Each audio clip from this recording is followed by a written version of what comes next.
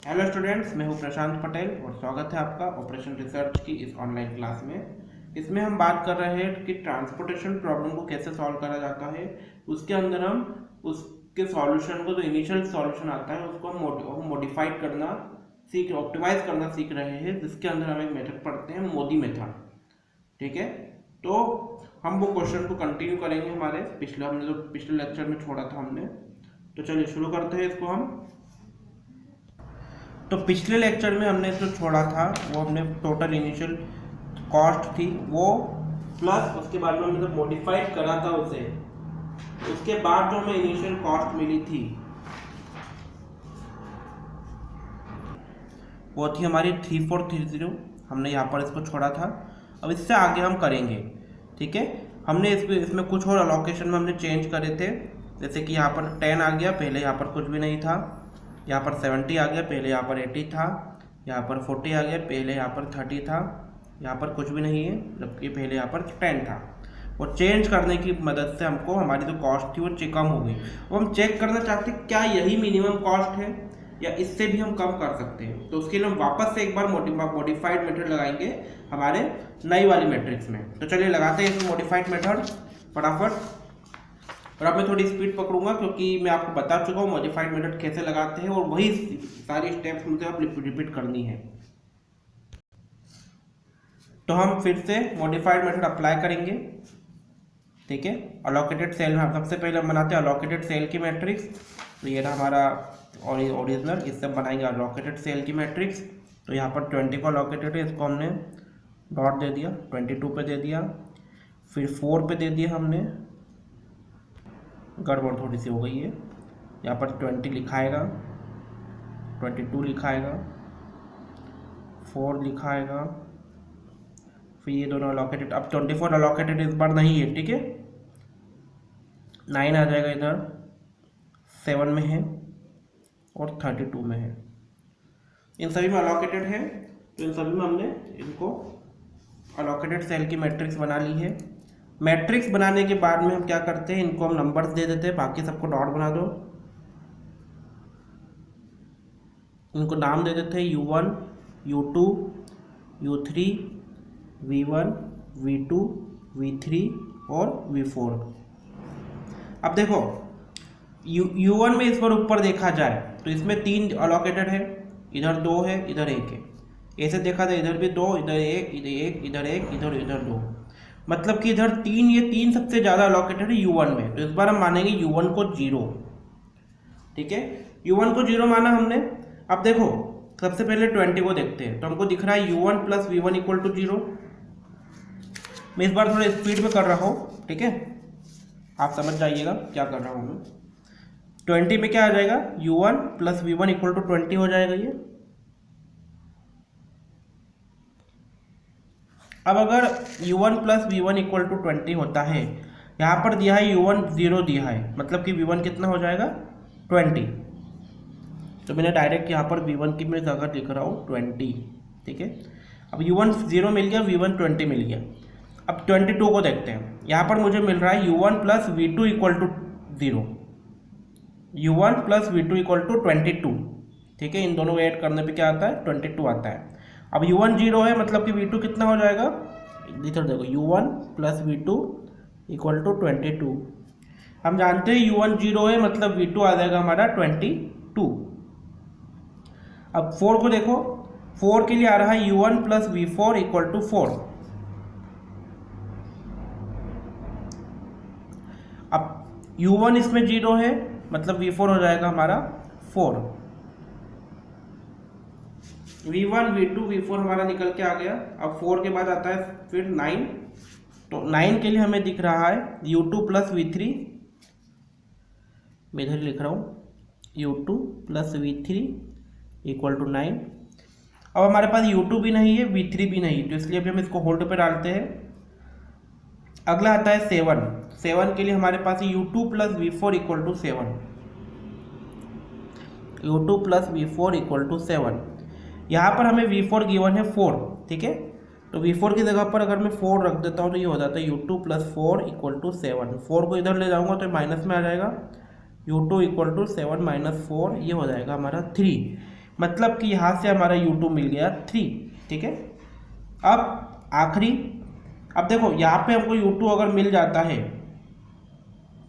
U2 कितना मिला 3, तो अब इसमें U2 की वैल्यू पुट कर देते हैं हम, तो ये हो जाएगा हमारा U2 प्लस V3 9 था, U2 की वैल्यू रखी 3 प्लस V3 इक्वल टू 9, 3 को इधर ले जाऊंगा तो माइनस में आ जाएगा, तो ये हो जाएगा V3 इक्वल टू 9 माइनस 3 जो कि होता है 6, मतलब V3 मुझे मिल गया कितना 6।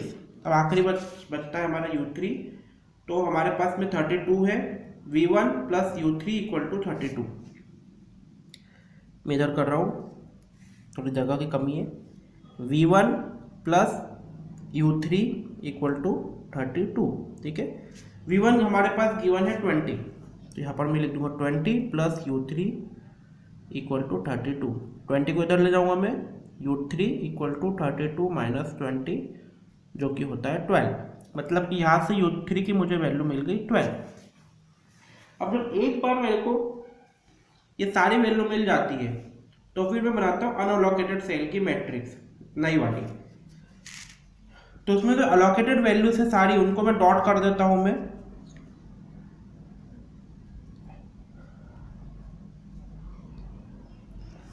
और जो अनअलोकेटेड सेल है अब उनकी वैल्यू निकालूंगा। अब इसकी वैल्यू क्या कैसे मिलेगी मुझे, U1 प्लस V3 से मिलेगी, U1 plus V3, U1 0, V3 6 से, तो क्या हो गया 0 प्लस 6 हो गया।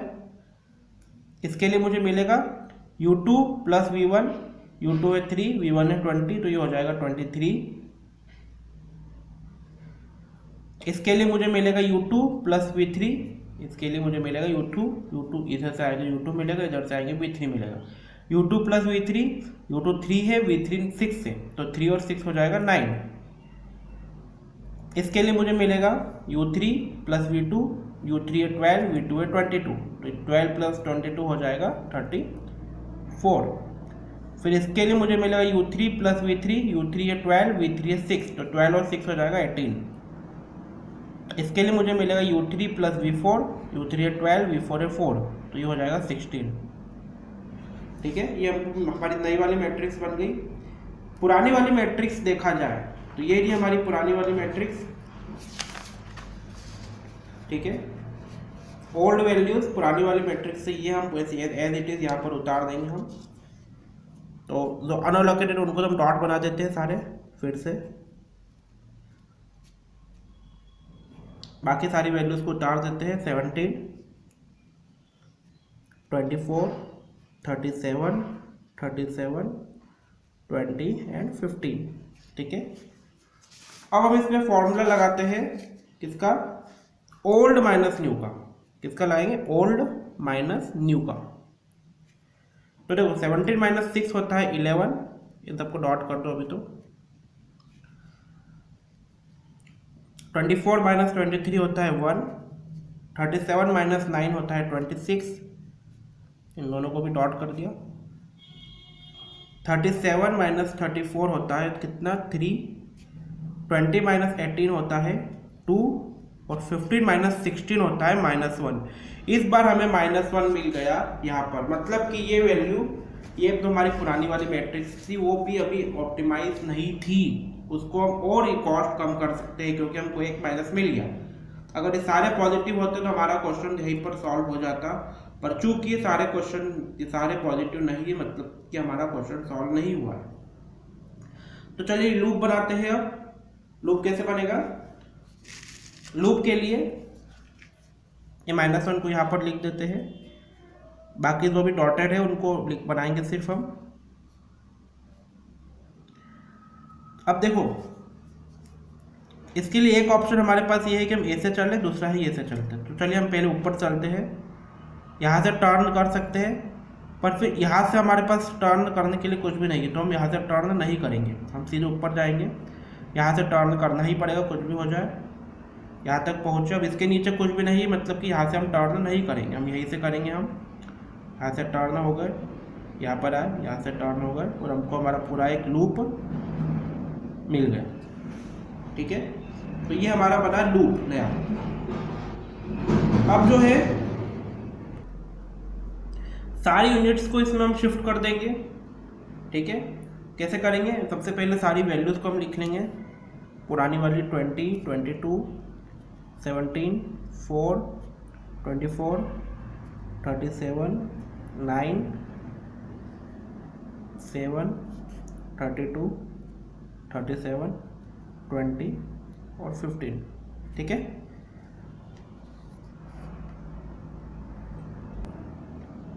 अब देखो ये 4 हमारे बने थे, यहाँ पर जहाँ से हमारा शुरू हुआ था इसको हम देंगे क्या, प्लस, नेक्स्ट टर्न को देंगे माइनस, नेक्स्ट टर्न को देंगे प्लस और फिर नेक्स्ट को देंगे माइनस, ठीक है। इसमें कितने अलोकेटेड थे -1 में हमारे, तो इधर देखिए हमारा पहले वाला क्वेश्चन, इसमें हमारा कुछ भी अलोकेट नहीं रहता है। फिर जब ऊपर जाते हैं इसमें हमारा अलोकेटेड थे 70, इसमें हमारे अलोकेटेड थे 10, इसमें हमारे अलोकेटेड थे कितने 50। तो देखो इन तीनों में सबसे छोटा दिख रहा है मुझे 10, मतलब कि मैं क्या करूँगा, इसमें 10 ऐड करूँगा, इसमें से 10 माइनस करूँगा, इसमें 10 ऐड करूँगा और इसमें से 10 माइनस करूँगा मैं, ठीक है। तो चलिए करते हैं। सबसे पहले यहाँ पर इसमें 10 ऐड कर दूंगा मैं, तो यहाँ पर आ गया 10। ये 70 में माइनस का साइन है, मतलब कि यहाँ से मैं 70 में से 10 माइनस करूंगा तो ये हो जाएगा 60। ये 10 पे 10 ऐड करूंगा इस पे तो ये हो जाएगा 20।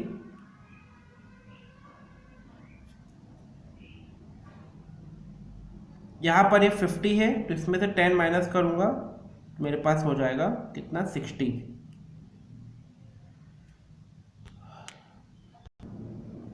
पर मैं यहाँ पर देखो अभी हमने क्या करा था, हमने पिछले क्वेश्चन में देखा था हमने कि हमने सबसे छोटा जो इन तीनों में से था उसको माइनस करा था, किसको करा था 10 को करा था, ठीक है।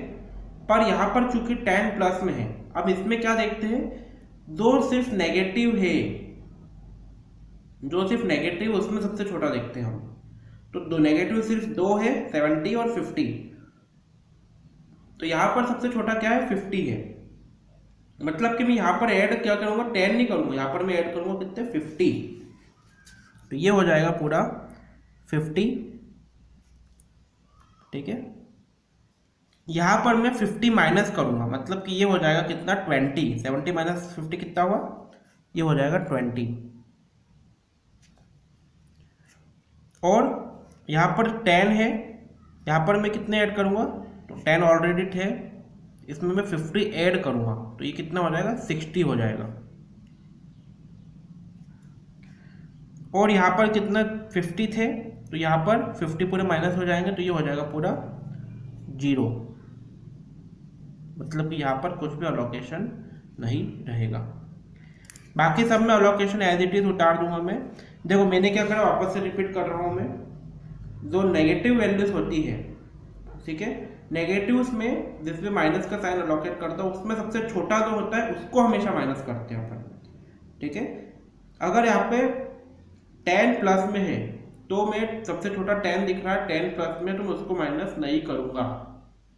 माइनस किसको करूँगा मैं, सबसे छोटा नेगेटिव साइन वाले को, ठीक है। तो इस बात का आप ध्यान रखना।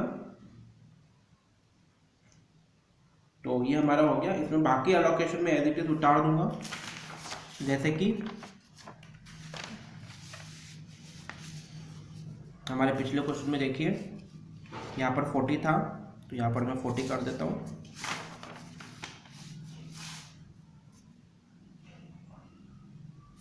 थर्टी 40 0, ठीक है। तो ये हमारे पूरे अलोकेशन हो गए 1 2 3 4 5 6, ठीक। अब इसमें आप चाहे तो इनिशियल हमारी जो है ऑप्टिमाइज कॉस्ट निकाल सकते हैं, या आप चाहे तो डायरेक्ट मोदी मेथड को लगा के इसको भी चेक कर सकते हैं कि ये हमारा अभी ऑप्टिमाइज हुआ कि नहीं, ठीक है। तो आज के लेक्चर के लिए इतना ही, अगले लेक्चर में हम इसको फिनिश कर देंगे क्वेश्चन को हम। तो थैंक यू वेरी मच।